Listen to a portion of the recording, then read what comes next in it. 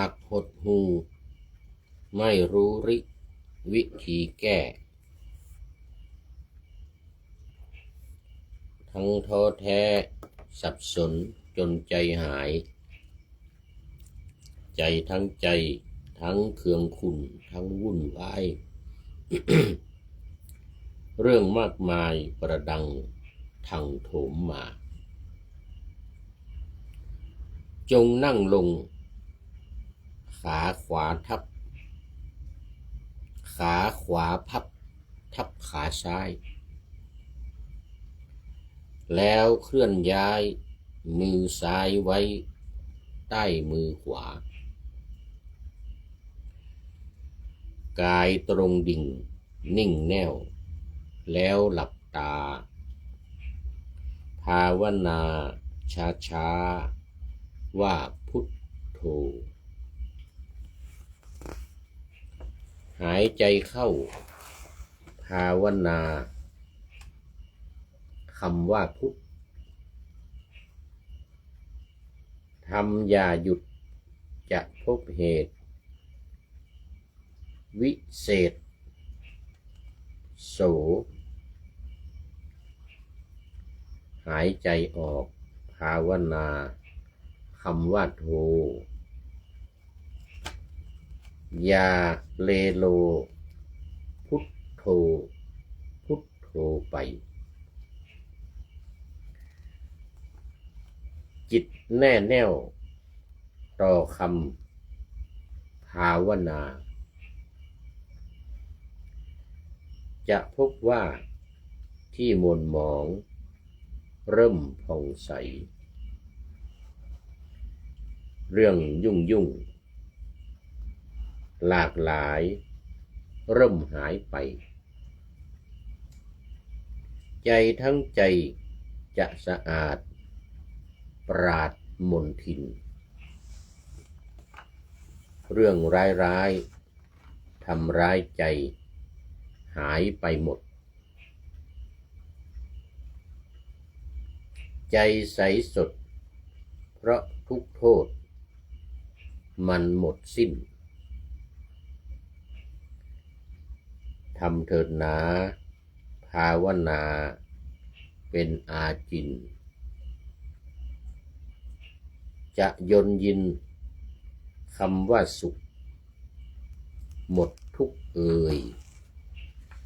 ขอถวายความนอบน้อมแด่พระรัตนตรัยมีพระพุทธเจ้าเป็นต้นขอถวายความเคารพพระมหาเถระพระเถรานุเถระเจ้าคณะพระสังฆาธิการทั่วโลกมีพระเดชพระคุณพระธรรมเสนาบดีเจ้าคณะภาค7วัดพระธาตุดอยสุเทพเป็นต้นและขออำนวยพรแด่ท่านผู้ฟังท่านผู้ชมสาธุชนพุทธบริษัททั้งหลายวันนี้รายการธรรมะหลังธรรมวัดเย็นของวัดพระธาตุดอยสุเทพออกอากาศทางสถานีวิทยุพระพุทธศาสนาแห่งชาติและจริยธรรมวัดพระธาตุดอยสุเทพระบบ FM 96 เมกะเฮิรตซ์มีพ่อครูวันลบนามวงพรหมเป็นผู้อำนวยการอาจารย์พระมหาประสิทธิ์ประสาธิโกเป็นหัวหน้าสถานีและอาตมาภาพพระครูปริยัติยานุศาสตร์เป็นผู้บรรยายเป็นประจำทุกวันเวลา 18:40 นาทีถึง 19:10 นาทีเว้นวันพระเพราะว่าวันพระนี้จะมีพระธรรมเทศนาหนึ่งกันก่อนที่จะเวียนเทียนประทักษิณบูชาพระบรมธาตุดอยสุเทพและสวดมนต์เย็นแล้วทำสมาธิภาวนาแผ่เมตตา ตาม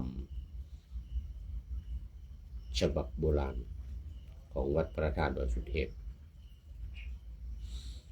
แต่ว่าวันธรรมดาที่ไม่ใช่วันพระไม่ว่าจะเป็นวันศุกร์วันเสาร์อาทิตย์อะไรก็ตามไม่หยุดตั้งแต่เวลา 18:40 นาทีเป็นต้นไปนี่ไม่หยุดอย่างวันนี้ก็บันทึกเสียงล่วงหน้ามา1 วันรายการก็จะออกอากาศในวันพรุ่งนี้ตอนเย็น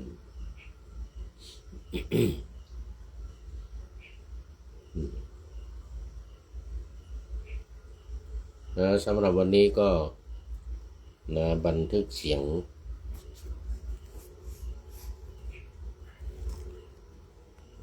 ผ่านทาง Facebook ไลฟ์สวัยเทพบุญเหมือนเดิม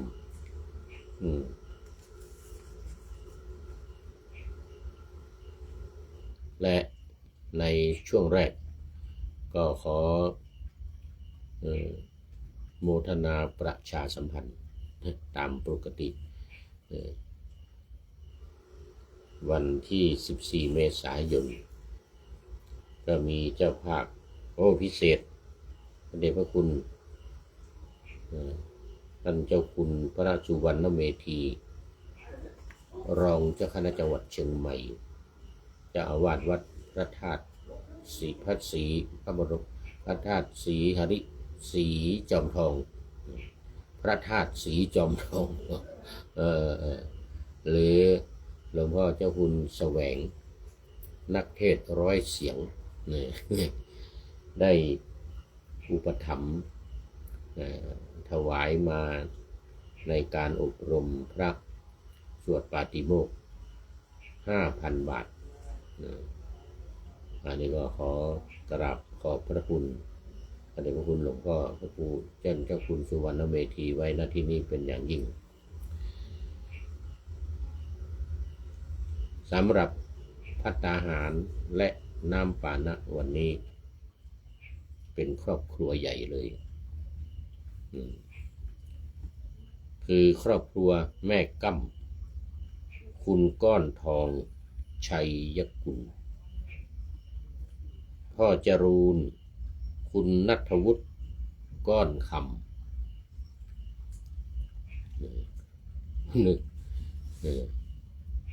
แต่ชื่อนี้ก้อนทองแต่นามสกุลก้อนคำแม่เครือรำไพพ่อสมควรคำปิวคุณโชติกาพฤษธิสาริกาอ่อนยากนะขออภัยพฤษธิสาริกาเด็กหญิงนัชริยานิสูงนี่ครอบครัวใหญ่เลยอุทิศส่วนกุศลให้แม่อุ้ยตองพ่ออุ้ยหลวงเชียงมูล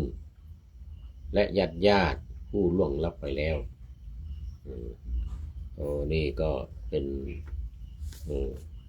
มาเป็นกันครอบครัวเลยนะมากันเป็นครอบครัวทั้งอาจจะเป็นปู่ย่าตายายเนี่ยเราอุทิศส่วนกุศลไปให้พ่ออุ้ยแม่อุ้ยพ่ออุ้ยตองแม่อุ้ยตองพ่ออุ้ยหลวงนี่เชียงมูลแล้วก็อุทิศให้ญาติผู้ล่วงลับไปแล้วในตอนกลางวันที่ผ่านมาก็มาเป็นมาฟังสวดพุทธคุณธรรมนิยามมาสูงแล้วก็ประเคนภัตตาหารน้ำปานะรับพรผ่านไปขอโมทนาในกุศลและเจตนาของทุกท่านไว้ณที่นี้เป็นอย่างยิ่งแต่ก็ขอประชาสัมพันธ์ต่อสำหรับท่านที่จะได้มาร่วมเป็นเจ้าภาพ ตอนนี้ก็เหลืออยู่อีก10 วันเหลืออยู่อีก10 วันคือวันที่24นี่จะเป็นวันสุดท้าย14 เมษายนนี้แล้วก็มอบวุฒิบัตรประกาศใบประกาศมอบใบประกาศให้กับผู้ที่สำเร็จการท่องปาฏิโมกข์นี้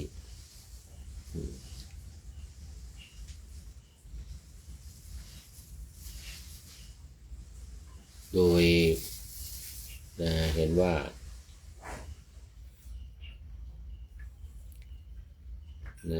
ท่าน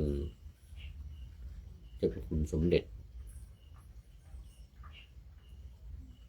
พระมหาธีราจารย์เจ้าคณะพัฒน์เจ้าคณะหนเหนือวัดพระเชตุพนวิมลมังคลารามหรือวัดภูจะได้เป็นผู้ที่มาเป็นประธานมอบวุฒิบัตรให้กับผู้ที่ผ่านการอบรมในครั้งนี้ด้วยแล้วก็สำหรับท่านที่จะเป็นเจ้าภาพก็ขอเชิญติดต่อเข้ามาที่ท่านอาจารย์พระมหา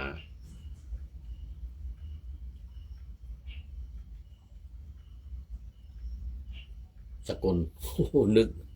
นึกหาอยู่นานอาจารย์ท่านมหาสกล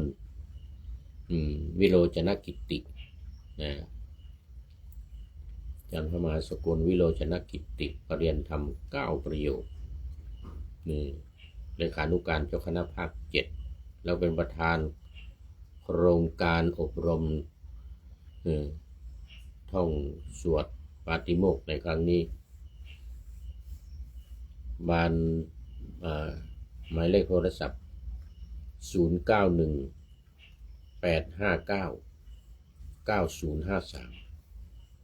0918599053และอีกท่านหนึ่งคือท่านอาจารย์พระมหากิตติพงศ์ฐานะกรูปรริยนธรรม9 ประโยคสวดปาฏิโมกข์เก่งอีกเหมือนกันจากวัดพระธาตุดอยสุเทพเป็นวิทยากรอยู่ที่นี่ด้วยหมายเลขโทรศัพท์0949101043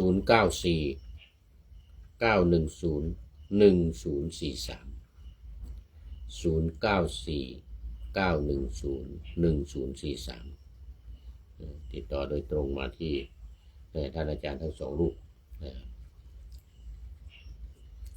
แต่ถ้าหากว่าไม่สามารถเดินทางมาด้วยตัวเองมาฟังสวดมารับพรด้วยตัวเองได้ก็ขอเชิญได้โอนเข้าบัญชีธนาคารกสิกรไทย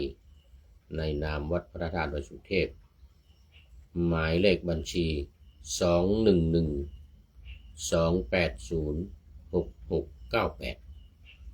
211-280-6698ตามอัธยาศัยไม่ต้องเป็นวันก็ได้ตามเจตนาศรัทธา200 300 500 1,000หรืออย่างนี้ 5,000 อย่างนี้มีบางท่านก็ 2,000 อย่างเงี้ยนะท่านพระเดชพระคุณหลวงพ่อท่านเจ้าคุณพระสุวรรณเมธีเนี่ย 5,000 บาท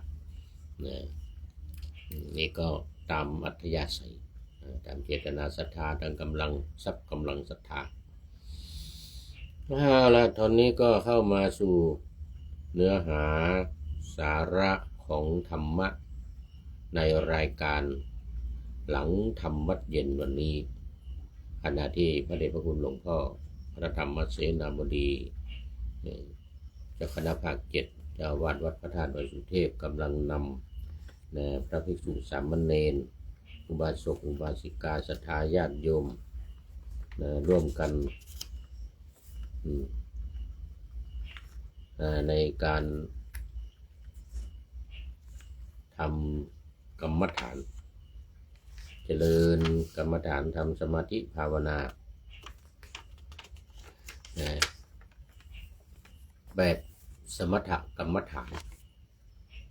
แล้วก็มอบหมายให้กับผู้พูดนี้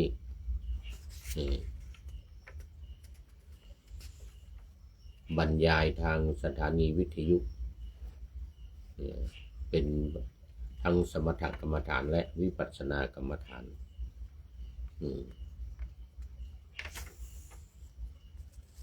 โดย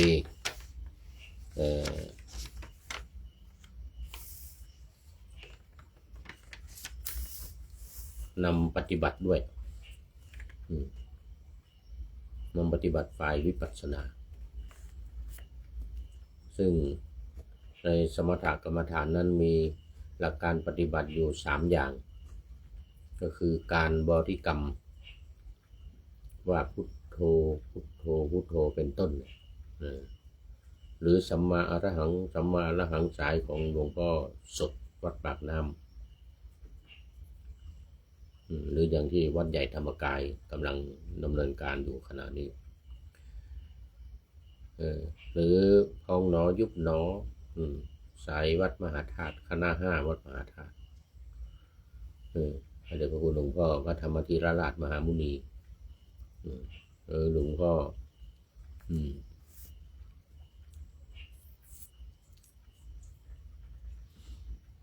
ตำแหน่งสุดท้ายนะธรรมธีรราชมหามุนี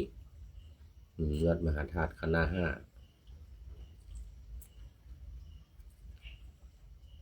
เป็นต้น เรียกว่าปริกรรมนัยยะการบริกรรม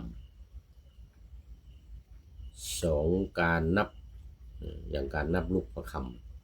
ำหรือนับพุทธคุณ56ธรรมคุณ38สังฆคุณ14อย่างเงี้ยนะรวมได้เป็น108ในการในลูกประคำสายหนึ่งเนี่ยนะมี108อย่างนี้เป็นต้นแล้วก็อนุสรณานัยยะการระลึกตามคือระลึกตามคุณของพระพุทธเจ้าเช่นอรหังเป็นพระอรหันต์พุทธคุณ9นี่นะสัมมาสัมพุทโธตรัสรู้ชอบด้วยพระองค์เองอย่างนี้วิชชาจรณะสัมปันโนถึงพร้อมด้วยวิชชาและจรณะอย่างนี้เป็นต้นอันนี้ระลึกตามคุณของพระพุทธคุณของพระธรรมคุณของพระสงฆ์ก็ว่าไปตามนั้นสวากขาโตภควตาธัมโม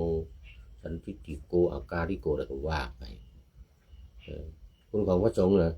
สุปฏิปันโนภควโตสาวกสังโฆอย่างนี้อุชุปฏิปันโนภควโตสาวกสังโฆอย่างนี้เนี่ยระลึกตามคุณของพระสงฆ์อันนี้เป็นฝ่ายสมถกรรมฐานส่วนวิปัสสนานี่ก็มี3เหมือนกันคือ1การฟังการฟังนี่เป็นการปฏิบัติวิปัสสนาอย่างแท้จริงแล้วก็ปฏิบัติมาโดยตั้งแต่เริ่มต้นพระพุทธศาสนาที่พระพุทธองค์ตรัสสอนมาเลยนะพระพุทธองค์จะตรัสว่าดูก่อนภิกษุทั้งหลายภิกขเวดูก่อนภิกษุทั้งหลายภิกษุทั้งหลายเธอจงฟังจงใส่ใจไว้ให้ดีใส่ใจให้ดีก็คือมันเขาเรียกว่ามนสิการต้องใส่ใจไว้ให้ดีเป็นต้นนะ2การคิดคิดด้วยตัวเองนั่งหลับตาแล้วก็คิดด้วยตนเองไม่คิดตามใครไม่คิดตามคำสอนของใครหรือข้อปฏิบัติที่เคยทำมาแม้แต่อย่างเดียวแล้วก็3อะไรเขาเรียกว่าจินตานัยยะข้อที่3ภาวนานัยยะการพิจารณาตามหัวข้อธรรมให้เกิดความเข้าใจและถูกต้องเรียกว่าภาวนานัยยะหรือพิจารณาตามหัวข้อธรรมที่ให้ไว้ที่พระพุทธองค์ตรัสให้ไว้73ข้อ6หมวดบทที่1ขันธ์5บทที่2อายตนะ12บทที่3ธาตุ18บทที่4อินทรีย์22บทที่5อริยสัจ4บทที่6ปฏิจจสมุปบาทอย่างเงี้ย พิจารณาตามให้เกิดความเข้าใจให้เห็นแจ้งนี่เรียกว่าวิปัสสนาอย่างวันนี้ในหัวข้อประโยชน์ของการระลึกถึงสิ่งที่ตนเลื่อมใสนะและระลึกถึงสิ่งที่ตนเลื่อมใสอันนี้ได้สมถะกรรมฐานส่วนใหญ่จะเป็นสมถกรรมฐานระลึกถึงสิ่งที่ตนเองเลื่อมใสอย่างเราเลื่อมใสในพระพุทธเลื่อมใสในพระธรรมเลื่อมใสในพระสงฆ์เนี่ยเราว่าระลึกถึงพระพุทธพระธรรมพระสงฆ์นี่เป็นที่กล่าวแล้วเมื่อกี้นี้พุทธานุสติธรรมานุสติสังฆานุสติเป็นหัวข้อในสมถกรรมฐานหมวดที่1อนุสติ10อนุสติแปลว่าระลึกถึงระลึกตามระลึกถึงหรือระลึกตามอันนี้ก็ตอนนี้จะพูดถึงประโยชน์ของมันประโยชน์ของการระลึกถึงเนี่ยว่ามัน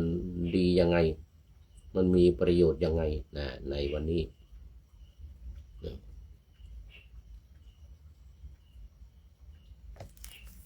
ยังดูเวลาก่อน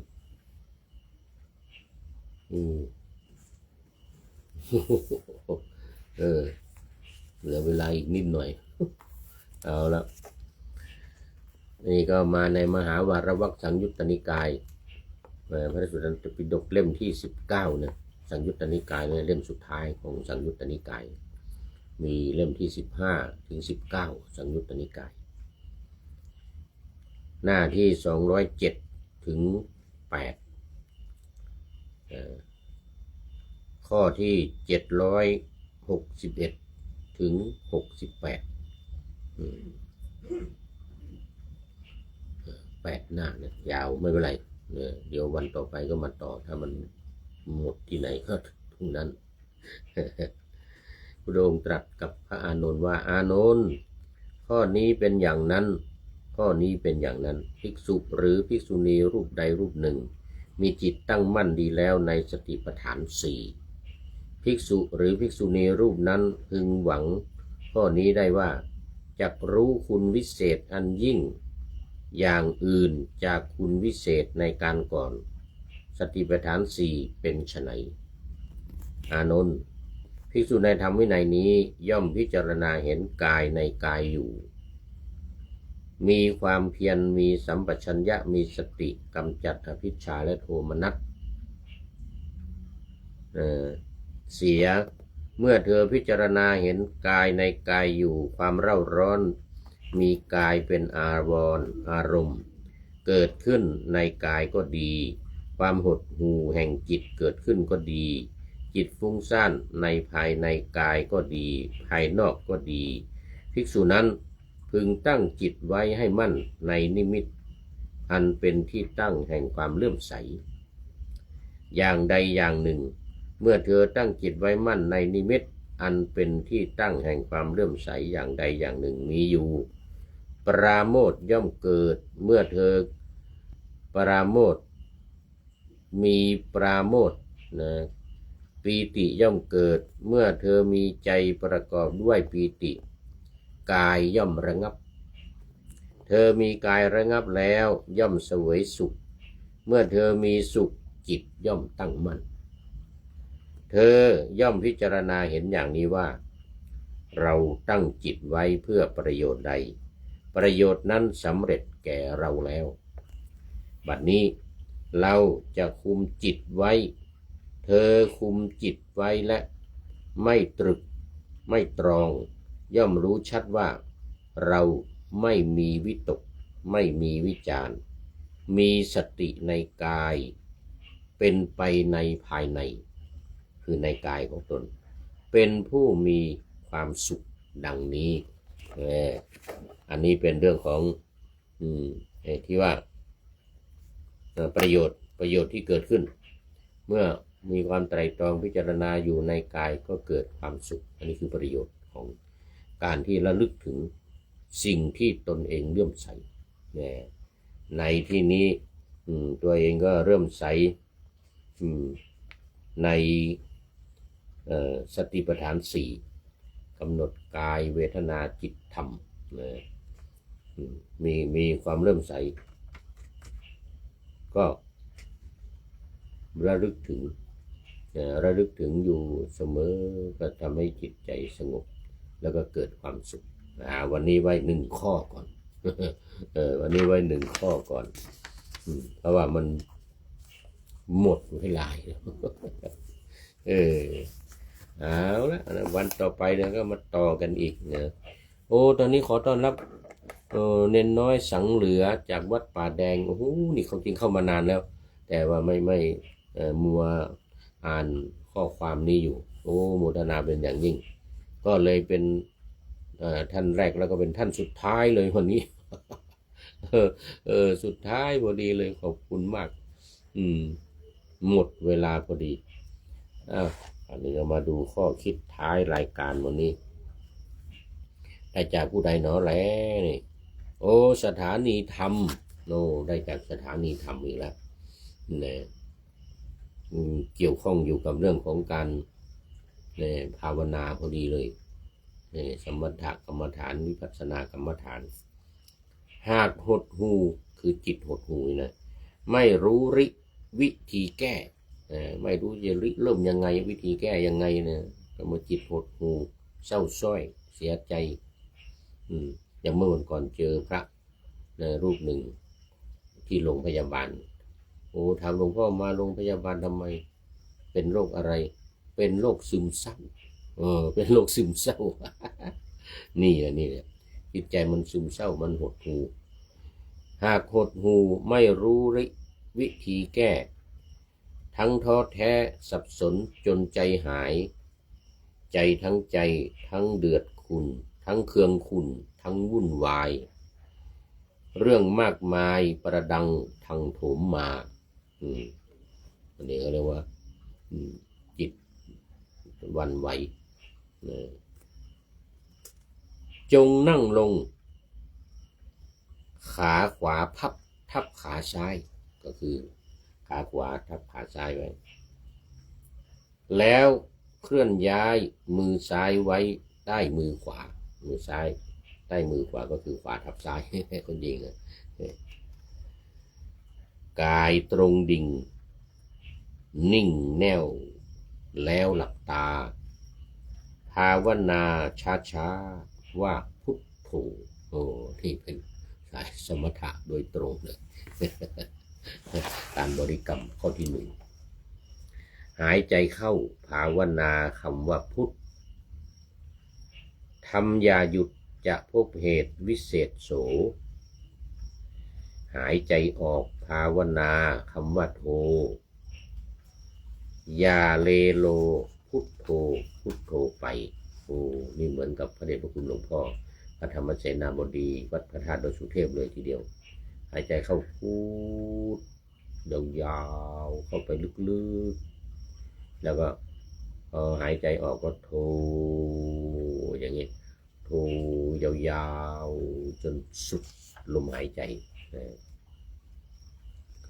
จิตแน่แน่วต่อคำภาวนาจะพบว่าที่มนหมองเริ่มผ่องใสเรื่องยุ่งหลากหลายเริ่มหายไปใจทั้งใจจะสะอาดปราดมนทินเรื่องร้ายทำร้ายใจหายไปหมดใจใสสดเพราะทุกโทษมันหมดสิ้นทำเถิดหนาภาวนาเป็นอาจินจะยนยินคำว่าสุข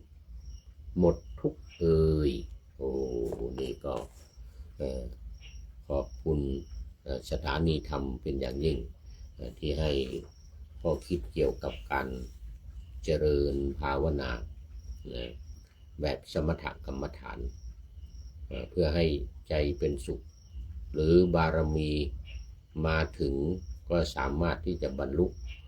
จิตสงบ แล้วก็เกิดปัญญาแล้วบรรลุธรรมเป็นสายเจโตวิมุตติได้นี่ก็โมทนาเป็นอย่างยิ่งกับสถานีธรรมที่ได้ข้อคิดไว้ท้ายรายการในวันนี้ขออำลาพระราชจากผู้ชมฟังที่เดินยืนนั่งนอนฟังทั้งหลายขอให้มีความสุขใจและกายสดชื่นสบายไปตลอดกาลนำเอาธรรมะไปปฏิบัติเพื่อให้กำจัดทุกข์ใหญ่ภัยพานพ้นเกิดตายในวัฏสงสารบรรลุนิพพานทุกท่านกันเถิดขอเจริญพร